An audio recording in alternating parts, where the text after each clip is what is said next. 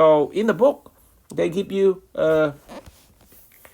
some sort of summary that they separate with the load applied with the internal forces and couple vectors, and they separate it into two scenarios.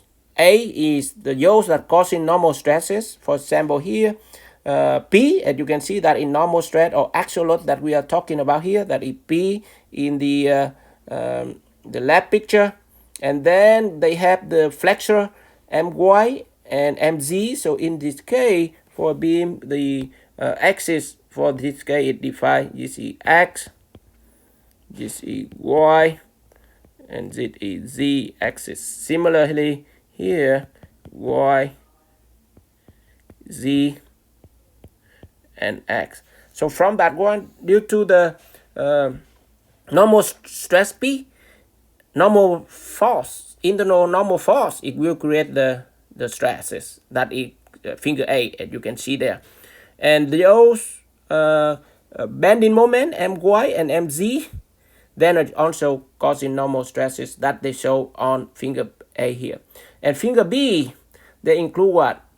The shear force, internal shear force, Vx and Vy and Vz, and the torsion T.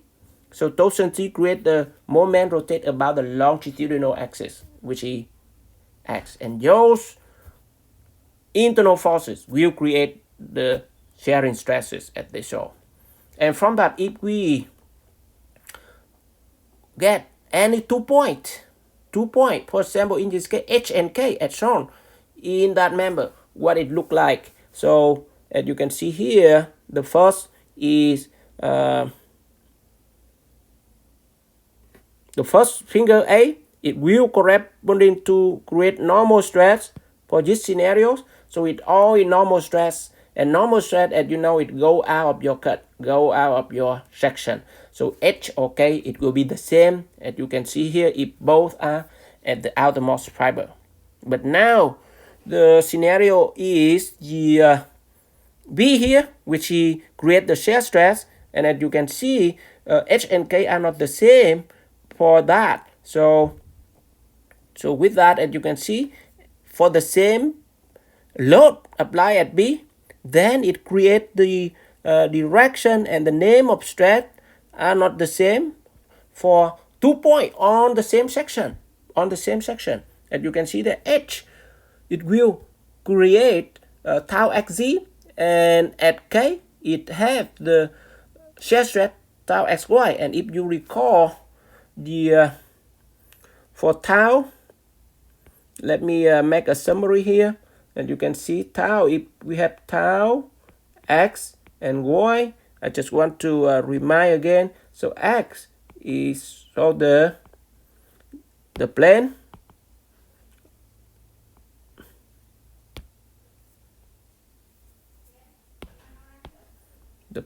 that one, so the plane, okay, and plane defined by the tau divided by the axis perpendicular to it. So as you can see for this one, the x-axis is longitudinal axis, so the plane is defined in the cross section. So that the x stands for the plane, and y here stands for the direction of the shear stress, so direction.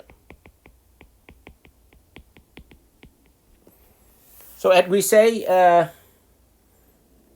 this is z and this is y axis, and as you can see for tau xz, it means that on the plane x and direct to z, as you can see there. And at K we have tau xy, then it still on the plane x but directed to y, which is the vertical axis, as you see there. So that is tau xy or tau xz, that how they separate x and z for, or x and y for tau. So from that, how we solve for the combined biloading, that is the last topic we I'm going to talk before we move on to the worksheet. Combined loading analysis methodology.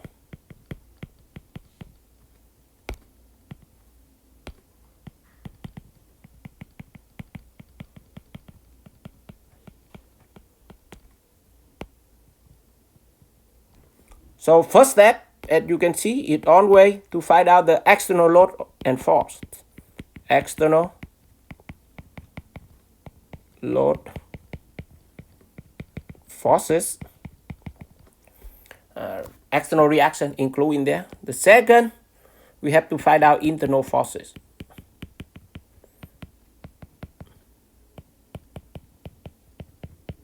Internal forces. So cut the member at the point of interest. 3, we determine stress. So that go back to very first lesson that the process to solve. External load, internal forces, stress. And then stress, there are a few items that want to write down. You have to consider internal forces one at a time. So it consider each of the forces based on this summary one at a time, so that we can easily to find out what type of stress and what is the magnitude and direction of that stress created by that force. So consider internal forces one at a time. And beside that, and then the next step, we have to superimpose. So something we did in the last lesson, superimpose.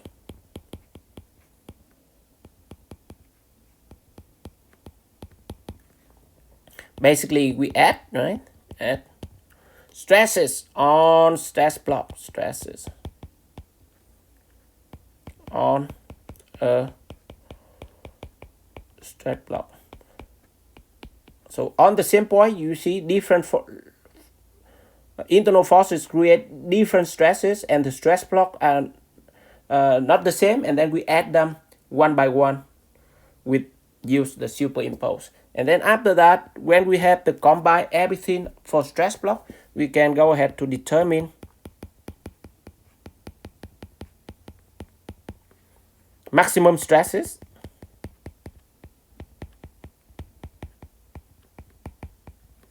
So in that case, it means in that stress block, you can use equation or more, sigma 1, sigma 2 principal stresses, and maximum in-plane shear stress star max.